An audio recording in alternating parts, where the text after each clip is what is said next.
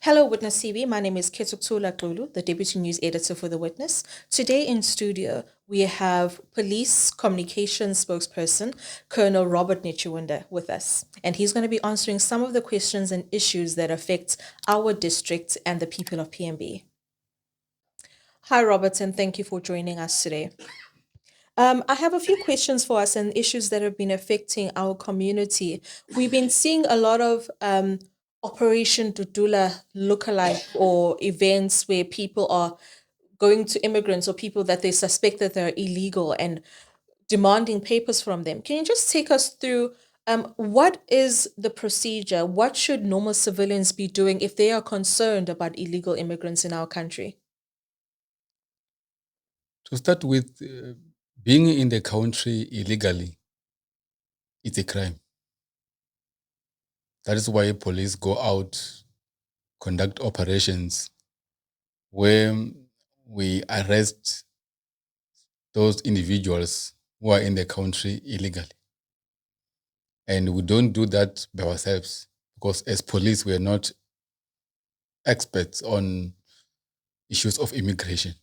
So we'll tag along with officials from Home Affairs Immigration who are able to identify papers that this is fake, this is authentic, this is expired or not. Then we know that this person is in the country illegally.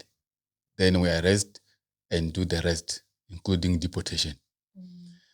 But for community members to organize themselves and go out and look for people who they claim are illegal and they want to chase them away for any other reason, it is not allowed.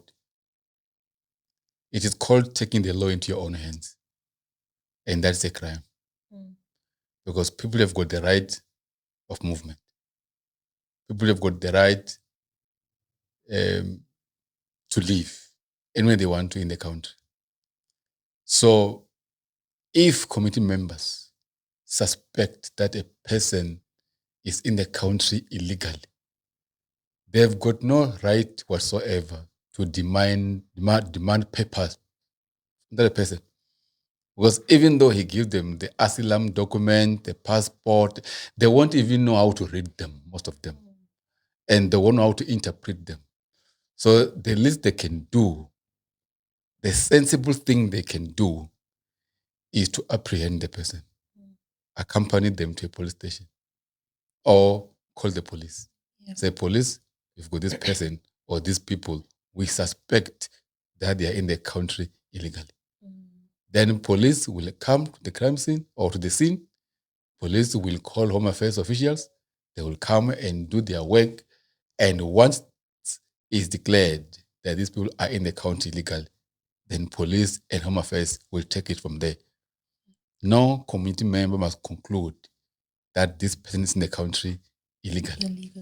And nobody must assault any other person with reasoning that they've committed crime or they're in the country illegally. I want to move on to the violence we've been experiencing in our schools. There's been like incidents where a specific gang or rival gangs among the school children um, cause havoc, especially in the northern areas. We've been seeing it, but we also do see it in our other townships, maybe in the Places Clear precinct. Can you talk to us about the school safety program and what are police doing about school violence, especially in Mkungundlovu? A worrying factor in our country now, especially our province, Mkungundlovu district included, the profile of criminals that we are dealing with has changed dramatically. We are arresting young people as young as 14 years old for serious crimes, gun-related crimes, murders, shooting at police officers, killing each other. And if a 14-year-old is involved in criminal activities, violent criminal activities, then we should be worried as a country. Because those are the future of this country. And a school has become some sort of a breeding area for these criminals. because hardcore gangsters go and recruit from schools. That's why we are seeing different gangs at school. I will use Inand as an example, where you've got the West Gang and other gangs operating at the same school. They fight from school, they take their fight outside the school. That's where these 14-year-olds, 16-year-olds, 13-year-olds, 20-year-olds get guns and start eliminating each other. And that's where you breed a hardcore criminal. Because if you can kill your rival, it's as if it gives you power to grow up among the ranks and become a top dog. Then you are going to hijacking, you are going to murders, CITs, or robberies, because you have now graduated. But where it started is at school. As police, we have got safer schools program, school safety programs. There's an MOU between the police and the Department of Education, because we want that cooperation. We conduct raids at school, unannounced raids. That's why at every police station, there are officers who are dedicated to social crime prevention. That wing is responsible for ensuring safety at schools. There are officers who are involved only to deal with school and youth matters. Because we've identified that if you miss it at school, you should go outside. There's never been an operation at school unannounced where police will go there and don't get knives, don't get sharp instruments at school. So for a learner to take such at school, it will only mean that they're being bullied, they want to revenge, or either they plan to attack someone. And that someone could be a teacher. So we've got this cooperation with the department and other stakeholders in the communities, like your pastors. We've got adopt a school kind of a program where spiritual leaders in the communities must adopt a school, that they go there and talk to learners about life issues. As police, when we go there, we don't go as police who want to arrest them and take them to court. We go there as law enforcement who want to create a safe environment. We want learners to understand that a school environment must be a safe environment. But as things stand, a school environment is becoming an area where criminals are bred. And it starts at home. These learners are children at home. If we have responsible parenting, we can care about this thing.